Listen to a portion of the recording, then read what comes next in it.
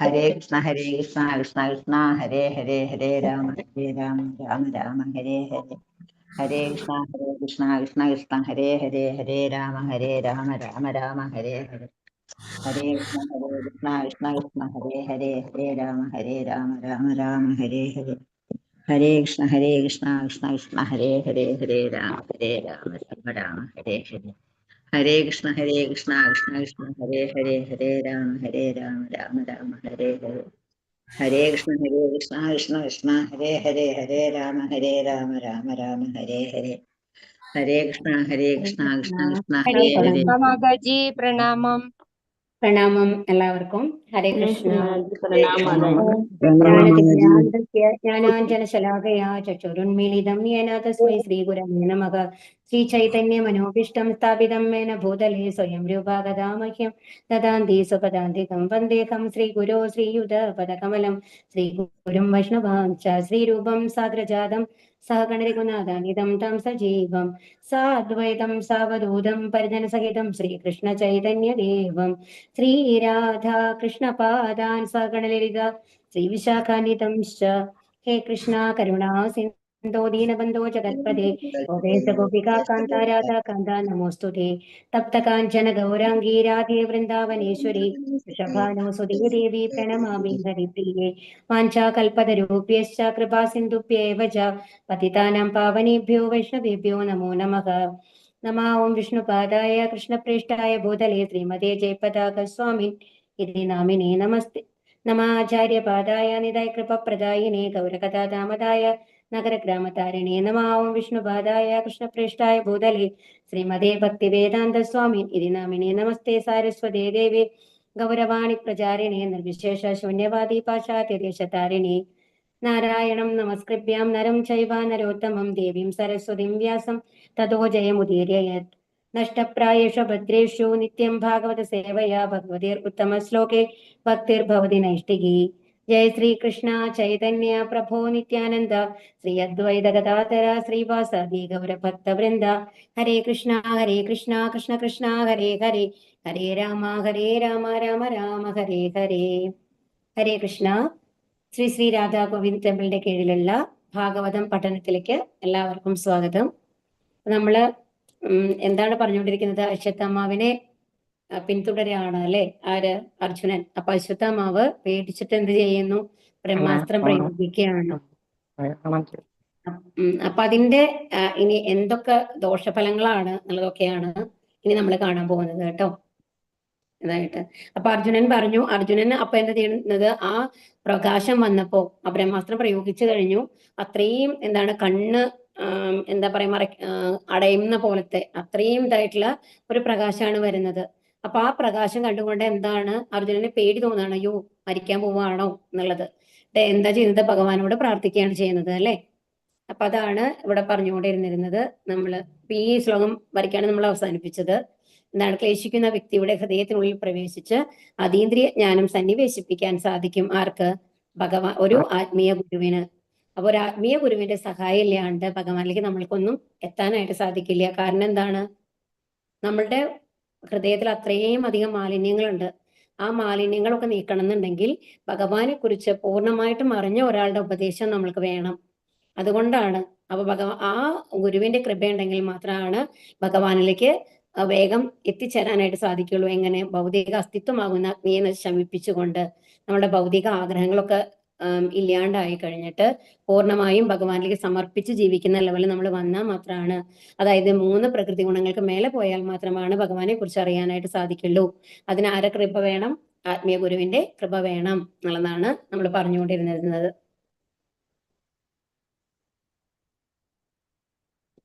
തമാദ്യ പുരുഷ സാക്ഷാത്. പറഞ്ഞോളൂ.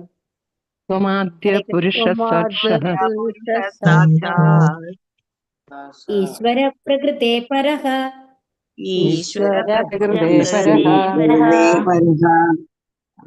മായാം യുധസ്യ ചിച്ഛത്യ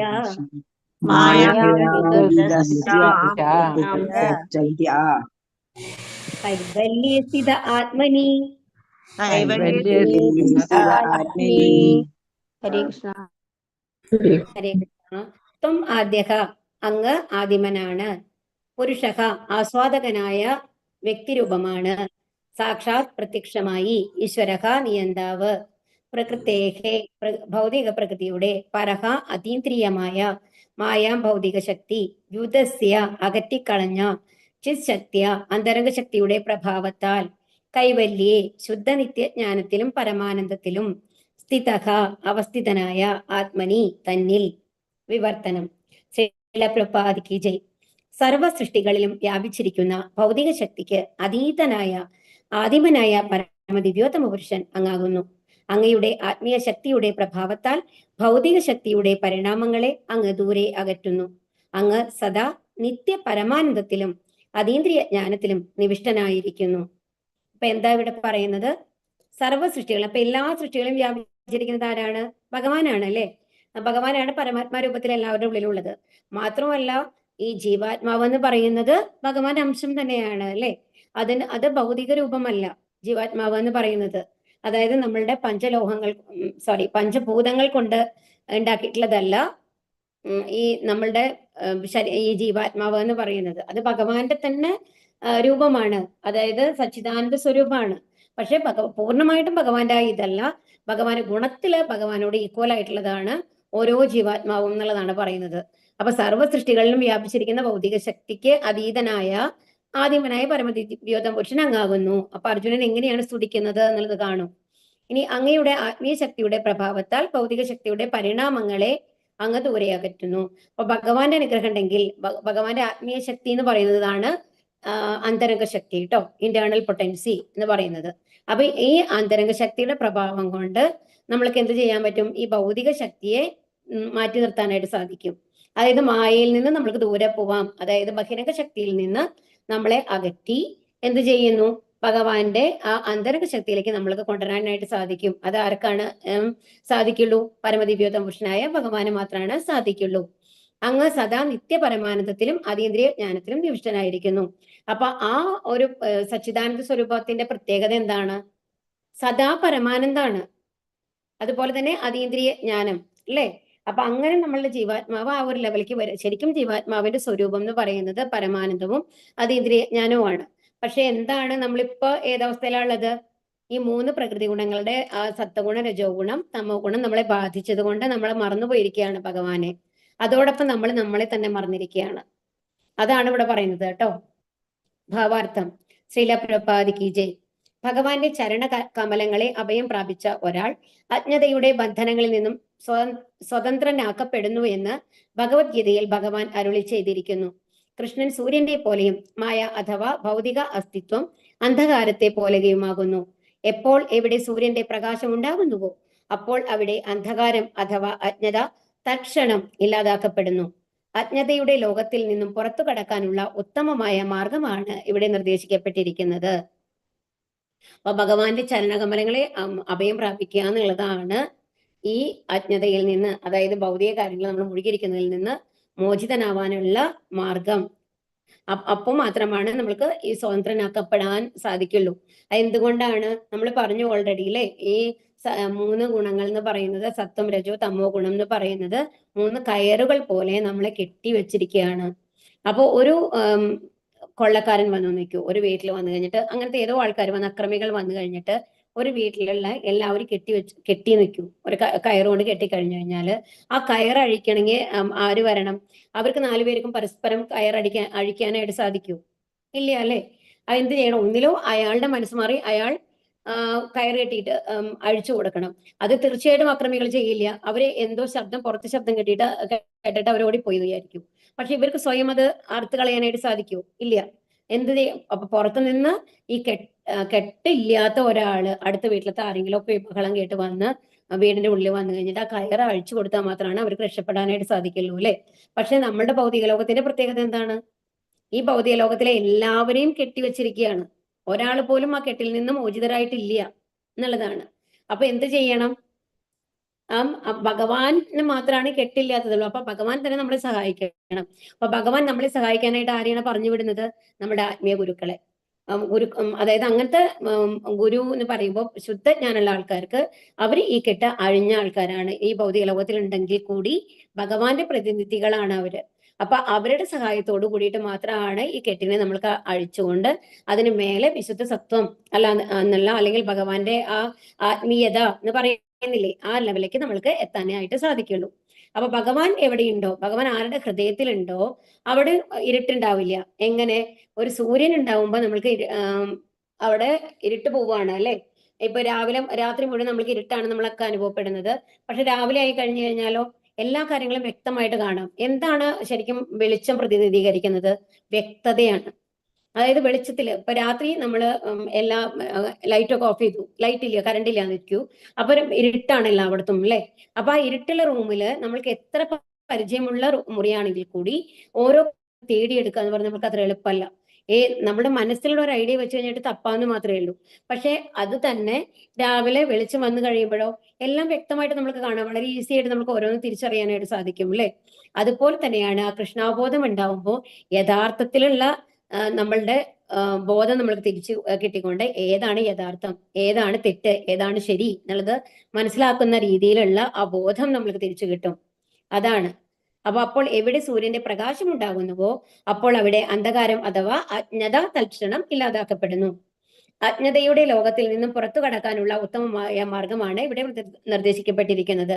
ഇവിടെ ഭഗവാനെ ആദിമനായ പരമദിവ്യോത്തമ പുരുഷനായി അഭിസംബോധന ചെയ്തിരിക്കുന്നു. അദ്ദേഹത്തിൽ നിന്നാണ് മറ്റെല്ലാ ഭഗവത് രൂപങ്ങളും വിസ്തരിച്ചിട്ടുള്ളത്. അപ്പൊ ഇതറിയാമല്ലേ, ഏറ്റവും ആദ്യത്തെ വിസ്തരണം ഭഗവാനിൽ നിന്ന് ആരാണ്? ഹരേ കൃഷ്ണ. ആർക്കെങ്കിലും ഓർമ്മയുണ്ടോ? അല്ല അല്ല, ബ്രഹ്മാവല്ല കേട്ടോ. കൃഷ്ണൻ. ആദ്യത്തെ ചതുർവ്യൂഹാണ്. മഹാവിഷ്ണു, സംഘർഷണൻ, അനിരുദ്ധൻ, പ്രദ്യുമ്നൻ. ഇവർ 4 പേരാണ് ആദ്യത്തെ കേട്ടോ. അത് കഴിഞ്ഞിട്ട് അതിൽ നിന്ന് ആര് വരുന്നു? ഒന്നും കൂടി പറഞ്ഞേ മാതാജി. നാരായണൻ വരും. ഹരേ കൃഷ്ണ. ഹരേ കൃഷ്ണ. ആദ്യത്തെ ഒന്നും കൂടെ പറഞ്ഞേ. ബലരാമനോ? ആദ്യം വരുന്നത് ബലരാമനാണ്, കൃഷ്ണനിൽ നിന്ന് വരുന്നത്. ആദ്യത്തെ വിസ്തരണം എന്ന് പറയുന്നത് ബലരാമനിൽ നിന്ന് ചതുർവ്യൂഹം വരും മാതാജി. വാസുദേവൻ, സംഘർഷണൻ, പ്രദ്യുമ്നൻ, അനിരുദ്ധൻ. അതാണ് ചതുർവ്യൂഹം എന്ന് പറയുന്നത്.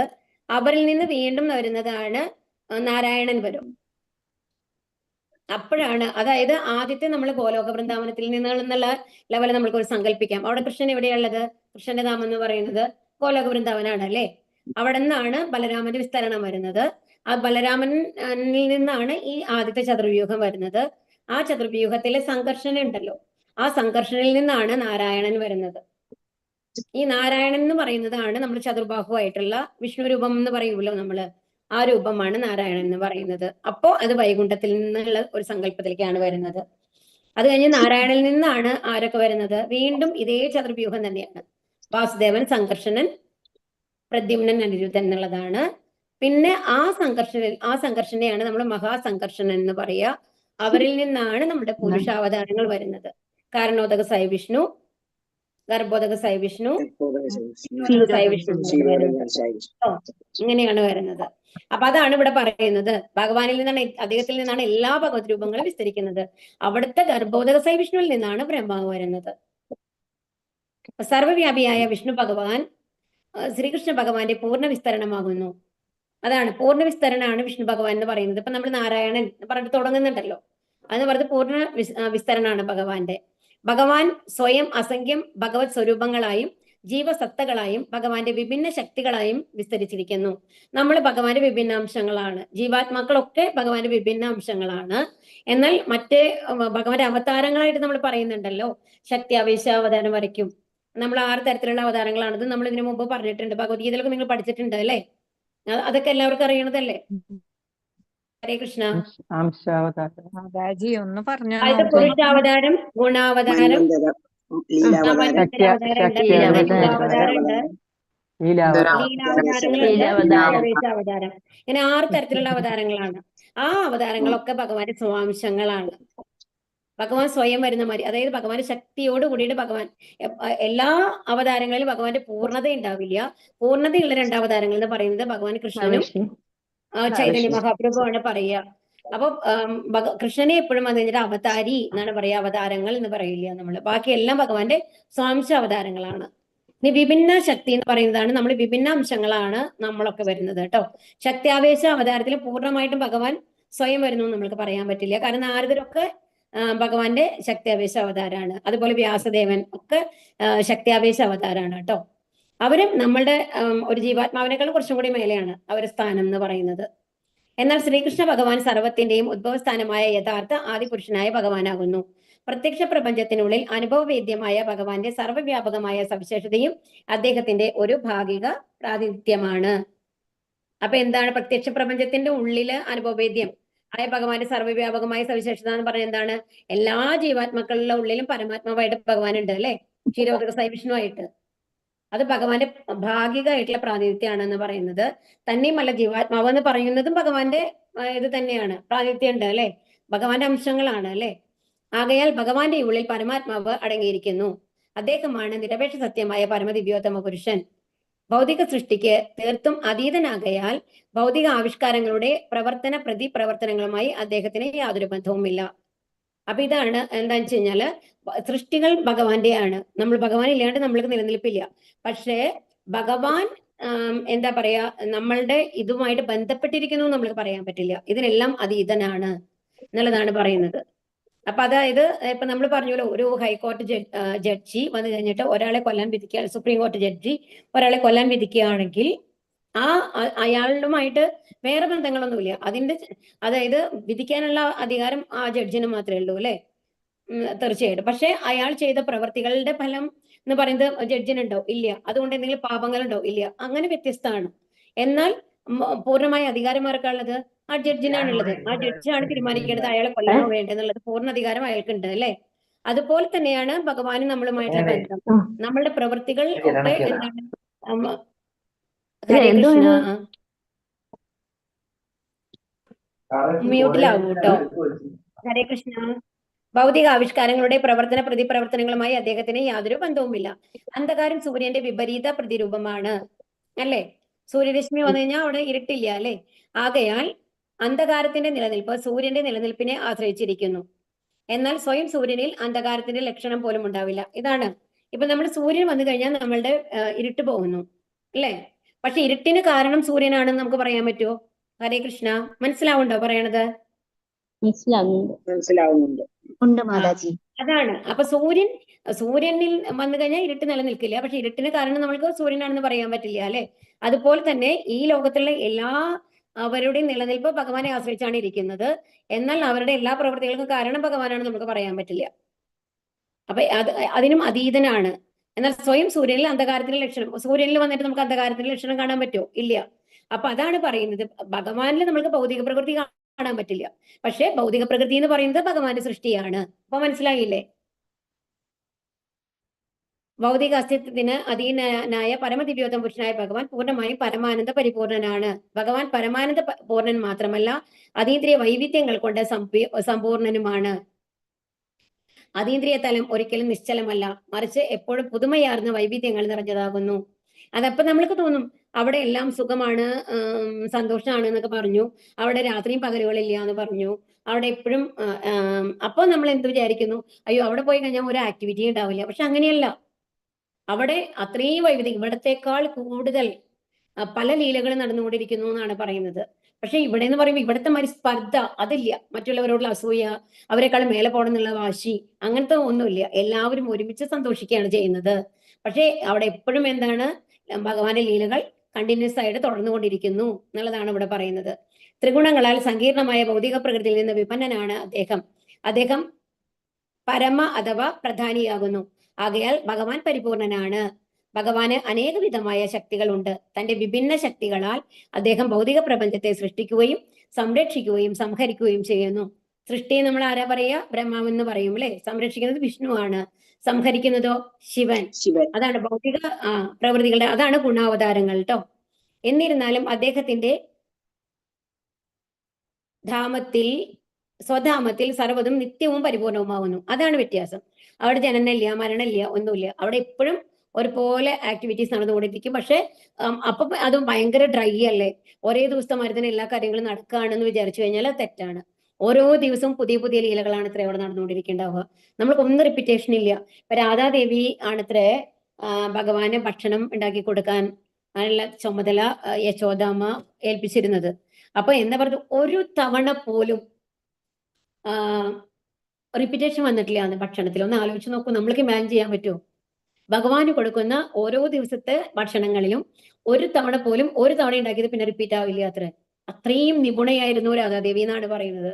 അതുപോലെ തന്നെയാണ് ആത്മീയ ധാമത്തിലും ഒരു തവണ വന്നത് വീണ്ടും റിപ്പീറ്റ് ആവില്ല. അപ്പൊ അത്രയും പുതിയ പുതിയ ലീലകളാണ് അവിടെ നടന്നുകൊണ്ടിരിക്കുക എന്നുള്ളതാണ് പറയുന്നത്. ഈ ലോകം ശക്തികളാലോ പ്രബലന്മാരായ അധികാരികളാലോ സ്വയം നയിക്കപ്പെടുന്നതല്ല, മറിച്ച് സർവ്വവിധ ശക്തികളോടുകൂടിയ സർവശക്തനായ വ്യക്തിയാലാണ്. അത് എന്തുകൊണ്ടാണ് സാധിക്കുന്നത്? പരിപൂർണനായിട്ടുള്ള ഭഗവാനാണ് അവിടെ ഉള്ളത്. അദ്ദേഹമാണ് എല്ലാം നിയന്ത്രിക്കുന്നത്. അപ്പൊ അദ്ദേഹത്തിന്റെ ഇച്ഛയ്ക്ക് അനുസരിച്ചാണ് ഓരോ കാര്യങ്ങൾ നടക്കുന്നത് അല്ലെ. ശ്ലോകം 24. സൈവ ജീവലോകസ്യ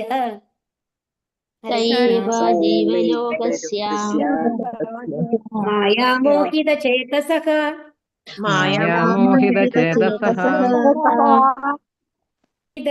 സ്വേന വീര്യേണ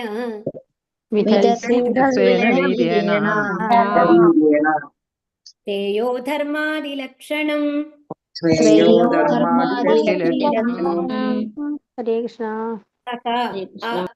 അതീന്ദ്രിയൻ ഏവ നിശ്ചയമായും ജീവലോകസ്യ ബദ്ധജീവാത്മാക്കളുടെ മായാമോഹിത മായാശക്തിയാൽ വശീകരിക്കപ്പെട്ട ചേതസഃ ഹൃദയത്താൽ വിദസ്സെ പ്രയോഗത്തിൽ വരുത്തുന്നു. സ്വേന അങ്ങയുടെ സ്വന്തം, വീര്യേണ സ്വാധീനത്താൽ, ശ്രേയഃ ആത്യന്തികമായ, ധർമ്മ ആദി 4 മോക്ഷ തത്വങ്ങൾ ലക്ഷണങ്ങളാൽ വിവരിക്കപ്പെടുന്നു. വിവർത്തനം. ശ്രീല പ്രഭുപാദിക്ക് ജയ്. ഭൗതിക ശക്തിയുടെ പ്രവർത്തന രംഗത്തിന് അതീതമായിരുന്നിട്ടും ബദ്ധാത്മാക്കളുടെ ആത്യന്തിക നന്മയ്ക്കായി ധർമ്മം മുതലായി വിശേഷിപ്പിക്കപ്പെട്ടിട്ടുള്ള 4 മോക്ഷ തത്വങ്ങളെ അങ്ങ് നടപ്പിലാക്കുന്നു. ഭഗവാൻ എല്ലാത്തിനും അതീതനാണ്. ഭഗവാൻ ഒന്നും ചെയ്യേണ്ട ആവശ്യമില്ല. ഭഗവാന്റെ ഒരു കണ്ണ്, ഇപ്പൊ നമ്മൾ ഈ പ്രപഞ്ച സൃഷ്ടി തന്നെ എങ്ങനെയാണ് നമ്മൾ പറഞ്ഞത്, ഭഗവാൻ ഒന്ന് നോക്കണേ ഉള്ളൂ. ആ ഒരു നോട്ടത്തിലാണ് ഇത്രയും കാര്യങ്ങൾ നടക്കുന്നത് എന്ന് ആലോചിക്കണം. വെറുതെ ഇരുന്ന് നമ്മൾ ഇങ്ങനെ നോക്കുമ്പോൾ ഇത്രയും കാര്യങ്ങൾ നടക്കുകയാണെങ്കിൽ എന്താ അല്ലേ. അപ്പൊ അങ്ങനെയാണ് നടത്തുന്നത്. അപ്പൊ ഇവിടെ എന്താ പറയുന്നത്, അങ്ങനെ അതുകൊണ്ട് തന്നെ ഭഗവാന് പ്രവൃത്തി ചെയ്യേണ്ട ആവശ്യമൊന്നുമില്ല. പക്ഷെ എന്തിനു വേണ്ടിയിട്ട്? ഈ ബദ്ധാത്മാക്കൾ എന്ന് പറയുന്നത് നമ്മുടെ ഭൗതിക ലോകത്തിലുള്ള നമ്മൾ ഓരോരുത്തരും ബദ്ധാത്മാക്കളാണ്. എന്തുമായിട്ടാണ് ബന്ധപ്പെട്ടിട്ടുള്ളത്? ബഹിരംഗ ശക്തിയുമായിട്ട്, മായയുമായിട്ട്, 3 പ്രകൃതി ഗുണങ്ങളുമായിട്ട് നമ്മൾ ബന്ധപ്പെട്ടിരിക്കുകയാണ്. അപ്പൊ അവര് നന്മയ്ക്ക് വേണ്ടിയിട്ട് എന്ത് ചെയ്യുന്നു? ധർമ്മം മുതലായി ഏതാണ് 4 മോക്ഷ തത്വങ്ങൾ എന്തൊക്കെയാ? ആർക്കെങ്കിലും അറിയാമോ? ഹരേ കൃഷ്ണ. ധർമ്മ 4 പുരുഷാർത്ഥങ്ങൾ എന്നാണ് പറയുക കേട്ടോ. അതിന് പുരുഷാർത്ഥങ്ങൾ എന്നാണ് ഇതിന് പറയുക. ധർമ്മ, അർത്ഥ, കാമ, മോക്ഷ. അപ്പൊ ഈ തത്വങ്ങളെ ആര് നടപ്പിലാക്കുന്നു? ഭഗവാൻ നടപ്പിലാക്കുന്നു. പരമദിവ്യോത്തമ പുരുഷനായിട്ടുള്ള ഭഗവാൻ നടപ്പിലാക്കുന്നു എന്നുള്ളതാണ് ഇവിടെ പറയുന്നത്. ഭാവാർത്ഥം. ശ്രീല പ്രഭുപാദിക്ക് ജയ്. പരമദിവ്യോത്തമ പുരുഷനായ ശ്രീകൃഷ്ണ ഭഗവാൻ അദ്ദേഹത്തിന്റെ അഹൈത്തുകമായ കാരുണ്യത്താൽ ഭൗതിക പ്രകൃതിയുടെ ഗുണങ്ങളാൽ സ്വാധീനിക്കപ്പെടാതെ പ്രത്യക്ഷ പ്രപഞ്ചത്തിൽ അവതരിക്കുന്നു. അപ്പൊ ഓരോ തവണയും ഭഗവാൻ അവതരിക്കുന്നുണ്ട് അല്ലെ. എങ്ങനെ? ഭഗവാന്റെ അതീന്ദ്രിയ ശരീരം കൊണ്ട് വെച്ചിട്ടാണ് അവതരിക്കുന്നത്. പ്രകൃതി ഗുണങ്ങൾ അദ്ദേഹത്തെ ബാധിക്കുന്നില്ല. ഇനി ശാശ്വതമായി ഭൗതിക ആവിഷ്കാരങ്ങൾക്ക് അതീതനാണ് അദ്ദേഹം. മായാശക്തിയാൽ വശീകരിക്കപ്പെട്ട പതിതാത്മാക്കളെ വീണ്ടെടുക്കാനായി മാത്രമാണ് തന്റെ അഹൈതുകമായ കാരുണ്യത്താൽ അദ്ദേഹം അവതരിക്കുന്നത്. അപ്പൊ എന്തിനു വേണ്ടിയിട്ടാണ് ഭഗവാൻ അവതരിക്കുന്നത്? അദ്ദേഹത്തിന്റെ ഭക്തന്മാരായിട്ടുള്ള ആൾക്കാരുണ്ടല്ലോ, അതായത് ഇപ്പം മായാശക്തിയിൽ വശീകരിക്കപ്പെട്ട ആൾക്കാരാണ് ഇവിടെ ഉള്ളത് മുഴുവൻ അല്ലേ. പതിതാത്മാക്കളാണ് നമ്മൾ ഓരോരുത്തരും. നമ്മളെ തിരിച്ച് ഭഗവദ്ധാമത്തിലേക്ക് കൊണ്ടുപോകാൻ വേണ്ടിയിട്ടാണ് ഭഗവാൻ അവതരിക്കുന്നത് എന്നാണ് ഇവിടെ പറയുന്നത്. യഥാർത്ഥത്തിൽ ജീവസത്തകൾ ആസ്വദിക്കാൻ കഴിവില്ലാത്തവരാണ്. എന്നിട്ടും അവർ ഭൗതിക ശക്തിയാൽ ആക്രമിക്കപ്പെടുകയും കപട ന്യായങ്ങളുടെ മറവിൽ അവളെ ആസ്വദിക്കാൻ ആഗ്രഹിക്കുകയും ചെയ്യുന്നു. ഇതെങ്ങനെയാണ് നമ്മൾക്ക് മനസ്സിലാക്കാൻ പറ്റുക? ഇപ്പൊ നമ്മൾ എല്ലാവരും ഭൗതിക ശക്തിയുടെ മായയിലാണ് ഉള്ളത്. അതുകൊണ്ട് നമ്മൾ ചെയ്യുന്നതാണ്, ഓരോരുത്തരും വിചാരിക്കുന്നത് എന്താണ്? ആരെങ്കിലും ഞാൻ തെറ്റ് ചെയ്യുകയാണെന്ന് വിചാരിച്ചിട്ട് എന്തെങ്കിലും കാര്യങ്ങൾ ചെയ്യാറുണ്ടോ? ഇല്ല. നമ്മളെപ്പോഴും നമ്മൾ ചെയ്യുന്നത് ശരിയാണ് എന്നുള്ള ഒരു ലെവലിലാണ് നമ്മൾ ഓരോ കാര്യങ്ങളും ചെയ്യുന്നത് അല്ലെ. പക്ഷെ അത് ശരിയാവണമെന്നുണ്ടോ? പലപ്പോഴും തെറ്റാറുണ്ട് നമ്മൾക്ക്. നമ്മൾ ശരിയാണെന്ന് വിചാരിച്ച കാര്യങ്ങൾ പിന്നെ നമുക്ക് റിഗ്രറ്റ് വരും. അയ്യോ, ഇങ്ങനെ വരുന്നു വിചാരിച്ചില്ല. നമ്മൾ അങ്ങനെ പലപ്പോഴും നമുക്ക് തോന്നാറുണ്ട് അല്ലെ. എന്തുകൊണ്ടാണ് അങ്ങനെ സംഭവിക്കുന്നത്? ഇപ്പൊ നമ്മളൊന്ന് ആലോചിച്ച് നോക്കൂ. ഇപ്പോൾ ഷുഗർ ഉള്ള ആൾക്കാരാണെന്ന് വെച്ചോളൂ, ആരെങ്കിലും ഉണ്ടാവാം അല്ലെ. അവർക്ക് അനുഭവം ഉണ്ടാവും. അനുഭവമുള്ള ആൾക്കാർക്ക് അറിയാം, അവർക്ക് മധുരം കഴിക്കാനായിട്ട് കുറച്ച് ആസക്തി വരും. നമ്മൾ പൊതുവേ നമ്മൾക്ക് അസുഖങ്ങളൊന്നും ഇല്ലാന്നുണ്ടെങ്കിൽ എല്ലാത്തിനോടും ഒരേമാതിരി ഉണ്ടാവുക. മധുരമായാലും ശരി, ഉപ്പായാലും ശരി, ഒരു ക്രമത്തിൽ നമ്മൾ കഴിക്കുന്ന ഒരു ആഗ്രഹമായിരിക്കും. പക്ഷേ നമ്മൾക്ക് ഇങ്ങനെ ഷുഗർ അങ്ങനത്തെ എന്തെങ്കിലും അസുഖമുള്ള ആൾക്കാരാണെന്നുണ്ടെങ്കിൽ അവർക്ക് മധുരം എവിടെ മധുരം കണ്ടു കഴിഞ്ഞാലും അതെടുത്ത് കഴിക്കണം തോന്നും. അതിനോടൊരു ആകർഷണം കൂടുതൽ വരും. അത് എന്തുകൊണ്ടാണ് അവർക്ക് അങ്ങനെ വരുന്നത്? ആ അസുഖമാണ് അവരെ കൊണ്ട് അത് ചെയ്യിപ്പിക്കുന്നത്, അല്ലെ? അതുപോലെ നമ്മളെ എന്ത് അസുഖമാണ് ബാധിച്ചിട്ടുള്ളത്? ഭവരോഗമാണ്. മായ നമ്മളെ പിടിച്ചാണ്. എല്ലാം മറന്നുപോയിരിക്കുകയാണ്. അപ്പൊ നമ്മളൊക്കെ എന്ത് തോന്നും? അപ്പൊ ഈ ഭൗതിക കാര്യങ്ങളാണ് ശരി, ഇതൊക്കെ എനിക്ക് നേടണം, ഞാൻ ഏറ്റവും വലിയ ആളാവണം എന്നുള്ള ആഗ്രഹങ്ങളൊക്കെ വരും. ആ അസുഖത്തിന്റെ ലക്ഷണങ്ങളാണ് ശരിക്കും അത് എന്നാണ് ഇവിടെ പറയുന്നത്. അപ്പൊ ശരിക്കും നമ്മുടെ സ്വഭാവം എന്താണ്? നമുക്ക് ഇതൊന്നും ആസ്വദിക്കാനുള്ള കഴിവില്ല, അതുപോലെ അതിനോട് ആശയം ഉണ്ടാവില്ല. എന്നാൽ ഈ രോഗം ബാധിച്ചു കഴിഞ്ഞ ആൾക്കാരായ നമ്മൾക്കോ എല്ലാം വേണം, എല്ലാം ഏറ്റവും കൂടുതൽ വേണം എന്നുള്ള ആഗ്രഹമാണ് വരുന്നത്, അല്ലെ? എന്നിട്ടും അവർ ഭൗതിക ശക്തിയാൽ ആക്രമിക്കപ്പെടുകയും കപട ന്യായങ്ങളുടെ മറവിൽ അവളെ ആസ്വദിക്കാൻ ആഗ്രഹിക്കുകയും ചെയ്യുന്നു. അതുകൊണ്ടാണ് ഈ ആഗ്രഹങ്ങൾ വരുന്നത്. ഒരാൾ നിത്യമായി ഭഗവത് സേവകനാകുന്നു. എപ്പോൾ അവൻ ഈ അവസ്ഥയെ വിസ്മരിക്കുന്നുവോ അപ്പോൾ അവൻ ഭൗതിക ലോകത്തെ ആസ്വദിക്കാനായി വിചാരിക്കുന്നു. എന്നാൽ യഥാർത്ഥത്തിൽ അവൻ മായയിലാണ്. അതാണ് ശരിക്കും മായ നമ്മളെ പിടികൂടിയ കാരണം കൂടാണ് ഇതിനോടൊക്കെ ആഗ്രഹം നമ്മൾക്ക് വരുന്നത് എന്നാണ് ഇവിടെ പറയുന്നത്. ഈ മിഥ്യ ആസ്വാദന ബോധത്തെ സമൂലം നശിപ്പിക്കുവാനും അപ്രകാരം ബദ്ധാത്മാക്കളെ ഭഗവത് ധാമത്തിലേക്ക് വീണ്ടെടുക്കുവാനുമാണ് ഭഗവാൻ അവതരിക്കുന്നത്. അപ്പൊ നമ്മൾ എന്ത് ചെയ്യും? ഷുഗർ വന്നാൽ നമ്മൾ എന്ത് ചെയ്യും? അതിനെന്തെങ്കിലും ടാബ്ലറ്റ് കഴിക്കും, അല്ലെ? അല്ലെങ്കിൽ നമ്മൾ ഡയറ്റ് കൊണ്ടുവരും. അതായത് ഷുഗറിനെ കൺട്രോൾ ചെയ്യണ മാതിരിയുള്ള ഭക്ഷണ പദാർത്ഥങ്ങൾ നമ്മൾ കഴിക്കുന്നു. എന്നിട്ട് നമ്മൾ അതിനെ കൺട്രോൾ ചെയ്ത് കഴിയുമ്പോൾ ആ ആഗ്രഹം നമ്മൾക്ക് കുറയും. ഇങ്ങനെ മധുരം കഴിക്കാനൊക്കെയുള്ള ആ ഒരു ആസക്തി ഉണ്ടല്ലോ, അതൊക്കെ നമ്മൾക്ക് കുറഞ്ഞു വരും. അപ്പൊ അതുപോലെ എന്താണ് നമ്മൾ ഇപ്പൊ എന്താ ചെയ്യേണ്ടത്? നമ്മൾ ഹരേകൃഷ്ണ മന്ത്രം ജപിച്ചുകൊണ്ട് ഭഗവാനെ ജപിക്കാൻ തുടങ്ങി കഴിയുമ്പോൾ തന്നെ നമ്മൾക്ക് പതിയെ പതിയെ നമ്മളുടെ യഥാർത്ഥ ബോധത്തിലേക്ക് നമ്മൾ തിരിച്ചു വന്നുകൊണ്ടിരിക്കുകയാണ് എന്നാണ് പറയുന്നത്. ആഗ്രഹങ്ങളൊക്കെ കുറഞ്ഞിട്ട്. അതാണ് ഇവിടെ പറയുന്നത്. അപ്പൊ എന്തിനാണ് ബദ്ധാത്മാക്കളെ ഭഗവത്ധാമത്തിലേക്ക് വീണ്ടെടുക്കാനാണ് ഭഗവാൻ അവതരിക്കുന്നത്. പതിതാത്മാക്കളോടുള്ള ഭഗവാന്റെ സർവ്വകാരുണികമായ സ്വഭാവമാണിത്. അപ്പൊ ഭഗവാൻ കാരുണ്യം കൊണ്ട് നമ്മളെ ലോകത്ത് അവതരിച്ചിട്ട് ഇപ്പൊ ചൈതന്യ മഹാപ്രഭു ആയിട്ട് വന്നിട്ടാണ് നമ്മൾക്ക് ഹരേകൃഷ്ണ മതം തന്നിട്ടുള്ളത്, അല്ലെ? അത് എന്തിനു വേണ്ടിയിട്ടാണ്? നമ്മളെ ഓരോരുത്തരെയും ഭഗവത്ധാമത്തിൽ കൂട്ടിയിട്ട് പോകാൻ വേണ്ടിയിട്ടാണ്. ഹരേ കൃഷ്ണ. ശ്ലോകം 25. തദായം ചാവതാരസ്തേ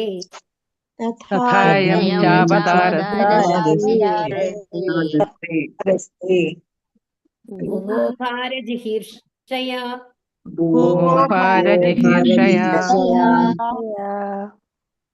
സ്വാനാം ചാനന്യഭാവനാം അനുധ്യാനായ ചാസകൃത് ഹരേ കൃഷ്ണ.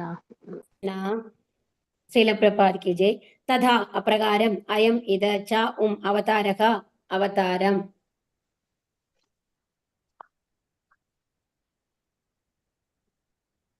തേ അങ്ങയുടെ ഭുവക ഭൗതിക ലോകത്തിന്റെ ഭാരം ജിഹീഷയ അകറ്റാനായി സ്വാനാം മിത്രങ്ങളുടെ ച അനന്യഭാവാനാം അനന്യ ഭക്തരുടെയും അനുധ്യാനായ ആവർത്തന സ്മരണത്തിനായി ച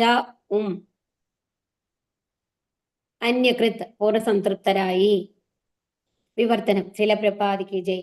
അപ്രകാരം ലോകഭാരം അകറ്റുവാനും അങ്ങയുടെ മിത്രങ്ങളുടെ സവിശേഷമായി നിരന്തരം അങ്ങയിൽ തന്നെ ധ്യാന നിമഗ്നരായ അങ്ങയുടെ അനന്യ ഭക്തരുടെ നന്മയ്ക്കായും അങ്ങ് അവതരിക്കുന്നു. അപ്പൊ എന്തിനു വേണ്ടിയിട്ടാണ് ഭഗവാൻ വരുന്നത്? ഈ ലോകത്തിന്റെ ഭാരം അകറ്റാനായിട്ട്. അപ്പൊ ഈ ദ്വാപരയുഗത്തിൽ വന്നപ്പോ എന്തായിരുന്നു? അസുരന്മാർ നിറയെ ഉണ്ടായിരുന്നു, അല്ലെ? കംസനെ പോലെയുള്ള അവരൊക്കെ ഈ ലോകത്തിന്റെ ഭാരം കൂട്ടുകയാണ് എന്നാണ് പറയുന്നത്. അപ്പൊ ലോകഭാരം അകറ്റണം. പിന്നെന്ത് വേണം? അങ്ങയുടെ മിത്രങ്ങളുടെ സവിശേഷമായി നിരന്തര ഭക്തരുടെ നന്മയ്ക്ക് വേണ്ടിയിട്ടാണ് ആര് അവതരിച്ചത്? ഭഗവാൻ അവതരിച്ചത്. ഭാവാർത്ഥം. ശീലപ്രപാദ് കി ജയ്. ഭഗവാൻ തന്റെ ഭക്തരോട് പക്ഷഭേദമുള്ളവനായി കാണപ്പെടുന്നു. എല്ലാവരും ഭഗവാനുമായി ബന്ധപ്പെട്ടവരാണ്. ഭഗവാൻ എല്ലാവരോടും സമനാണെങ്കിലും സ്വജനങ്ങളോടും ഭക്തരോടും അധികം ചായ്വ് പ്രകടിപ്പിക്കുന്നു. ഭഗവാൻ എല്ലാവരുടെയും പിതാവാണ്. ആർക്കും തന്നെ അദ്ദേഹത്തിന്റെ പിതാവാകാൻ സാധ്യമല്ല. എന്നാൽ ആർക്കും അദ്ദേഹത്തിന്റെ പുത്രനാകാനും സാധ്യമല്ല. അദ്ദേഹത്തിന്റെ ഭക്തന്മാരാണ് അദ്ദേഹത്തിന്റെ സ്വജനങ്ങളും ബന്ധുക്കളും. ഇത് അദ്ദേഹത്തിന്റെ അതീന്ദ്രിയ ലീലയാണ്. ബന്ധങ്ങൾ, പിതൃത്വം അല്ലെങ്കിൽ അതുപോലുള്ള ഒരു ലൗകിക ആശയങ്ങൾക്കും ഇതിനും തമ്മിൽ യാതൊരു ബന്ധവുമില്ല. മുകളിൽ പ്രസ്താവിച്ചതുപോലെ ഭൗതിക പ്രകൃതിയുടെ ഗുണങ്ങൾക്ക് അതീതനാണ് ഭഗവാൻ. അതിനാൽ അപ്രകാരം തന്നെ അദ്ദേഹത്തിന്റെ സ്വജനങ്ങളിലോ ഭക്തിയുത സേവനത്തിലുള്ള ബന്ധങ്ങളിലോ ഭൗതികമായി യാതൊന്നുമില്ല. ഇവിടെ എന്താ പറയുന്നത്, ഭഗവാന് ഭയങ്കര പക്ഷഭേദമാണ്. നമ്മൾ എപ്പോഴും പറയാറുണ്ടല്ലേ, എനിക്ക് മാത്രമാണ് ഇങ്ങനെയൊക്കെ നടക്കണുള്ളൂ. നോക്കൂ, അപ്പുറത്തുള്ള ആൾക്കാർ എന്തൊക്കെ തെറ്റ് ചെയ്യുന്നുണ്ട്, അവരൊക്കെ എത്ര നന്നായിട്ടാണ് വെച്ചിട്ടുള്ളത്. അവർക്ക് പൈസയ്ക്ക് ഒരു കുറവില്ല, സുഖ സൗകര്യങ്ങൾക്ക് ഒരു കുറവില്ല. അവർ എത്ര തെറ്റ് ചെയ്ത് കഴിഞ്ഞാലും അവർ മേലെ മേലെ ഉയർന്നുകൊണ്ടിരിക്കുകയാണ്. ഞാൻ നോക്കൂ, എല്ലാ ആൾക്കാരും ഒരു തെറ്റും ചെയ്യുന്നില്ല, എപ്പോഴും ഭഗവാനെ വിളിക്കുന്നുണ്ട്. പക്ഷെ എനിക്ക് മാത്രമാണ് ഇങ്ങനത്തെ ദുഃഖങ്ങളൊക്കെ ഭഗവാൻ തരുന്നത്. ഇങ്ങനത്തെ കംപ്ലൈന്റ് ഇല്ലാത്ത ആരെങ്കിലും ഇവിടെ ഇരിക്കുന്നുണ്ടോ? ഹരേ കൃഷ്ണ. എല്ലാവർക്കും കംപ്ലൈന്റ് ഉണ്ട് അല്ലെ? കാരണം എന്നെ മാത്രമാണ് ഭഗവാൻ കാണാത്തത് എന്നുള്ളത്. ഇവിടെ എന്താ പറയുന്നത്, ഭഗവാന്റെ ചായ്വ് ആരോടാണ് പറയുന്നത്? ഭക്തന്മാരോട് അല്ലെ? അപ്പൊ എന്തുകൊണ്ടായിരിക്കും നമ്മൾക്ക് അങ്ങനെ ഫീൽ ചെയ്യുന്നുണ്ടെങ്കിൽ എന്തായിരിക്കാം കാരണം? നമ്മൾ ആ ഭഗവാനുമായിട്ടുള്ള കണക്ഷൻ നമ്മൾ സമ്പാദിച്ചിട്ടില്ല എന്നുള്ളതാണ്. അപ്പൊ നമ്മൾ കഴിഞ്ഞ ജന്മത്തിൽ നമ്മൾ എന്തൊക്കെ ചെയ്തിട്ടുണ്ട് നമുക്കറിയില്ല. ഈ ജന്മത്തില് നമ്മളെല്ലാം കണക്കാക്കുന്നത് ഈ ജന്മത്തിലെ നമ്മുടെ ഓർമ്മ വെച്ചിട്ടാണ് അല്ലെ? ഈ ജന്മത്തിൽ ജനിച്ചു കഴിഞ്ഞിട്ട് നമുക്ക് ഇത്രയും ഓർമ്മശക്തി ഉണ്ട്. ആ ഓർമ്മശക്തിയിൽ നമ്മൾ തെറ്റുകളൊന്നും ചെയ്തിട്ടില്ല, നമുക്കറിയാം. ആരെയും ദ്രോഹിച്ചിട്ടില്ല, ഇതൊക്കെ അറിയാം. പക്ഷെ കഴിഞ്ഞ ജന്മങ്ങളിലൊക്കെ നമ്മൾ എന്തൊക്കെയാ ചെയ്തതെന്ന് നമുക്ക് വല്ല ഐഡിയ ഉണ്ടോ? ഇല്ല അല്ലേ? ഭഗവാന്റെ കാരുണ്യം കൊണ്ട് ഈ ജന്മത്തിൽ നല്ലൊരു ജന്മം നമുക്ക് കിട്ടിയിട്ടുണ്ട്. മറ്റുള്ളവരെ ആരും ഉപദ്രവിക്കാണ്ട് വളരെ സമാധാനത്തോട് കൂടിയിട്ട് ഭഗവാനെ ഭജിച്ചുകൊണ്ട് നമ്മൾ ഇരിക്കുന്നുണ്ട് എന്നുള്ളത് അത് ഭഗവാന്റെ കാരുണ്യം തന്നെയാണ്. അപ്പൊ എന്തുകൊണ്ടാണ് നമ്മുടെ കർമ്മങ്ങൾ ഇങ്ങനെ വരുന്നത്, നമ്മൾക്ക് ദുഃഖങ്ങൾ വരുന്നത് എന്നുണ്ടെങ്കിൽ അതെല്ലാം ഇതിനു മുമ്പത്തെ ജന്മങ്ങളുടെ ഒക്കെ നമ്മുടെ കർമ്മങ്ങളുടെ പ്രതികരണങ്ങളാണ്. അത് നമ്മൾ ഒരുപാട് തെറ്റുകൾ ചെയ്തിട്ടുണ്ടെങ്കിൽ അതിന്റെ ഫലം നമ്മൾ അനുഭവിക്കണം അല്ലേ? അനുഭവിച്ച് തന്നെ തീരണം എന്നുള്ളതാണ്. അപ്പൊ അതുകൊണ്ട് എന്താണ് പറയുന്നത്, ഭഗവാന് ആരോടാണ്? അപ്പൊ ഭഗവാന്റെ അടുത്തേക്ക് വരാൻ ആഗ്രഹമുള്ള ആൾക്കാരോട് ഭഗവാന് കുറച്ച് ഇഷ്ടം കൂടും. നമ്മൾ ഇതിനു മുമ്പ് പറഞ്ഞു അല്ലേ, ഒരു അച്ഛനും അമ്മയുണ്ട്, അവർക്ക് 3 മക്കളുണ്ട് എന്നുണ്ടെങ്കിൽ ആരാണോ അച്ഛനോടും അമ്മോടും സ്നേഹത്തോടു കൂടി പെരുമാറുന്നത്, അവരുടെ കാര്യങ്ങൾ അന്വേഷിക്കും, സുഖാണോ എന്ന് ചോദിക്കുന്നത്, അവർക്ക് എന്തെങ്കിലുമൊക്കെ നമ്മൾ ഡ്രസ്സോ എന്തെങ്കിലുമൊക്കെ വാങ്ങിക്കൊടുത്ത് അവരെ സന്തോഷിപ്പിക്കുന്നത്, അങ്ങനത്തെ മക്കളോട് അച്ഛനും അമ്മയ്ക്ക് കുറച്ച് വാത്സല്യം കൂടും എന്തായാലും. അച്ഛനെ തിരിഞ്ഞു നോക്കാണ്ട് എന്ത് പറഞ്ഞു കഴിഞ്ഞാലും തിരിച്ച് ചീത്ത പറയുന്ന മക്കളാണെങ്കിലോ അവരോട് ഇഷ്ടം ഉണ്ടാവോ? അവരോട് ഇഷ്ടമില്ല എന്നല്ല, എല്ലാ മക്കളും തുല്യമായിരിക്കും മനസ്സില്. പക്ഷെ എന്തൊക്കെ പറഞ്ഞു കഴിഞ്ഞാലും നമ്മളോട് നന്നായിരിക്കുന്ന മക്കളോട് നമ്മൾക്കൊരു ചായ്വ് ഉണ്ടാവും അല്ലെ? ഒരു വാത്സല്യം കൂടുതൽ തോന്നും. കണ്ടു, എത്ര കഷ്ടപ്പെട്ടിട്ടാണെങ്കിലും അവൻ വന്ന് നമ്മുടെ കാര്യങ്ങളൊക്കെ ചെയ്തു തരുന്നില്ലേ എന്നുള്ളൊരു സ്നേഹം നമ്മുടെ ഉള്ളിൽ വരില്ലേ? അതുപോലെ ഭഗവാന്റെ നാമത്തിലേക്ക് തിരിച്ചു പോകണം, ഭഗവാന്റെ അടുത്തേക്ക് വരണം എന്നാഗ്രഹമുള്ള ശുദ്ധ ഭക്തന്മാരായിട്ടുള്ള ആൾക്കാരോട് ഭഗവാനോട് ഇത്തിരി ഇഷ്ടം കൂടും എന്നാണ് പറയുന്നത്. എന്ന് വെച്ച് കഴിഞ്ഞിട്ട് മറ്റുള്ളവരൊന്നും മക്കളല്ല എന്നുള്ള രീതിയിൽ തള്ളിക്കളയുന്നു എന്നല്ല അതിന്റെ അർത്ഥം. അപ്പൊ കാരണം ഇപ്പൊ ഒരാൾ വന്നിട്ട് നന്നായിട്ട് കുടിക്കുകയാണ്, ഒരു മകൻ എന്ന് വെച്ചോളൂ. കുടിക്കുന്ന ഒരു മകനെ എന്താ ചെയ്യുക അച്ഛൻ? വീട്ടിൽ വരുമ്പോ അയ്യോ മോനെ നന്നായി, ഇത്രയും പെഗ് കഴിച്ചു എന്ന് പറഞ്ഞിട്ട് സന്തോഷിപ്പിച്ച് ഇങ്ങനെ കെട്ടിപ്പിടിക്കോ? ഇല്ല, നല്ല ചീത്ത പറയും. ഇനി നാളെ തൊട്ട് ചെയ്യാൻ പാടില്ല, നാളെ ഇതേമാതിരി വരാണെങ്കിൽ വീട്ടിലേക്ക് വരണ്ടാട്ടോ എന്ന് പറയും. കറക്റ്റ് ആണോ പറയുന്നത്? അല്ലേ? ഹരേ കൃഷ്ണ. അതെ അതെ അങ്ങനെ തന്നെയല്ലേ ചെയ്യാ? അത് എന്തിനു വേണ്ടിയിട്ടാണ്? നന്നാവാൻ അവർ നന്നാവാൻ വേണ്ടിയിട്ടാണ് അല്ലെ? അല്ലാണ്ട് ആ മകനോട് ഇഷ്ടമില്ലാത്തത് കൊണ്ടാണോ? അല്ല. അപ്പൊ നമ്മൾക്ക് ദുഃഖം വരുമ്പോ നമ്മൾ എന്താ വിചാരിക്കേണ്ടതെന്നുണ്ടെങ്കിൽ നമ്മൾ ഏതോ ഒക്കെ തെറ്റ് ചെയ്ത കാരണം കൊണ്ട് നമ്മൾക്ക് തന്ന പനിഷ്മെന്റ് ആണ്. ആ പനിഷ്മെന്റ് എന്തിനു വേണ്ടിയിട്ടാണ്? നമ്മളെ നന്നാക്കി ഭഗവാന്റെ അടുത്തേക്ക് കൊണ്ടുപോകാനാണ്. ഭഗവാനെ വീണ്ടും വീണ്ടും വിളിക്കാൻ വേണ്ടിയിട്ടാണ് നമ്മൾക്ക് തരുന്നത്. ആ രീതിയിലാണ് നമ്മൾ അതിനെ കാണേണ്ടത്. നമ്മൾക്കറിയില്ല, നമ്മളാണ് മറന്നു പോയിരിക്കുന്നത്. ഭഗവാൻ അറിയാം നമ്മൾ ചെയ്ത ഓരോ കാര്യങ്ങളും അല്ലെ? അതാണ് ഇവിടെ പറയുന്നത്. എന്നാൽ ആർക്കും അദ്ദേഹത്തിന്റെ പുത്രനാകാൻ സാധിക്കില്ല. കാരണം പുത്രനാകാൻ സാധിക്കില്ല എന്ന് പറഞ്ഞാൽ അവർ പുത്രന്മാരല്ല എന്നുള്ളതല്ല.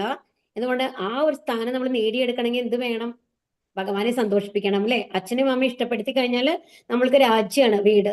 അതല്ല അവരെ എപ്പോഴും ദേഷ്യപ്പെടുത്തിക്കൊണ്ടിരുന്നാലോ, എപ്പോഴും നമുക്ക് ചീത്ത കേട്ടുകൊണ്ടിരിക്കണം അല്ലെ? അതുപോലെ തന്നെയാണ് ഭഗവാനുമായിട്ടുള്ള ബന്ധം. അങ്ങനെ കാണുക. എന്ത് നമ്മൾക്ക് ദുഃഖങ്ങൾ വന്നു കഴിഞ്ഞാലും ഏത് രീതിയിൽ കാണണം? അത് ഭഗവാൻ നമ്മൾക്ക് നല്ലതിന് വേണ്ടിയിട്ട് ഏതോ ഒരു പ്ലാൻ ഉണ്ട് എന്നുള്ള ലെവലിൽ നമ്മൾ കാണാനായിട്ട് ശ്രമിക്കണം. അപ്പൊ ഈ ഭഗവാനും ഈ ഭൗതിക പ്രകൃതിയായിട്ട് ഒരു ബന്ധങ്ങളും ഇല്ല. എന്നാൽ നമ്മളെ ജീവാത്മാക്കളെ ഭഗവാന്റെ ധാമത്തിലേക്ക് കൊണ്ടുപോകാനുള്ള ഓരോ പ്ലാനുകൾ മാത്രമാണ് ഓരോരുത്തർക്കും ലൈഫിൽ വരുന്ന ദുഃഖങ്ങളും സുഖങ്ങളും എന്നുള്ളത് നമ്മൾ മനസ്സിലാക്കണം. കാരണം ഭഗവാൻ എല്ലാവരും പ്രിയപ്പെട്ടവരാണ് അല്ലെ? അപ്പൊ അതിന് വേണ്ടിയിട്ടുള്ളത്. അപ്പോ പക്ഷെ നമ്മൾക്ക് എന്ത് തോന്നും? ഭഗവാന്റെ ഭക്തന്മാരോട് ഭഗവാൻ ഇത്തിരി പക്ഷഭേദം ഉണ്ടെന്ന് തോന്നും. പക്ഷെ അത് യഥാർത്ഥത്തിൽ പക്ഷഭേദമല്ല എന്നുള്ളത് നമ്മൾ മനസ്സിലാക്കണം. എന്നിട്ട് എന്ത് ചെയ്യണം? നമ്മൾ ഭക്തിയുത സേവനങ്ങൾ ചെയ്ത് ഭഗവാനെ പ്രീതിപ്പെടുത്താനായിട്ട് ശ്രമിക്കണം എന്നുള്ളതാണ്. ഹരേ കൃഷ്ണ. ഇനി അടുത്ത ക്ലാസ്സിൽ കാണാം കേട്ടോ. ഹരേ കൃഷ്ണ മാതാജി. പ്രാരാബ്ധ കർമ്മമാണ് മാതാജി. ഹരേ കൃഷ്ണ മാതാജി. പ്രാരബ്ധം രണ്ടും ഒന്ന് തന്നെയാണ് മാതാജി. ഹരേ കൃഷ്ണ കാരണം മാതാജി. പ്രാരബ്ധ കർമ്മം എന്ന് പറഞ്ഞു കഴിഞ്ഞാല് ഒരു മിനിറ്റ് കേട്ടോ, എന്താ പറയാ,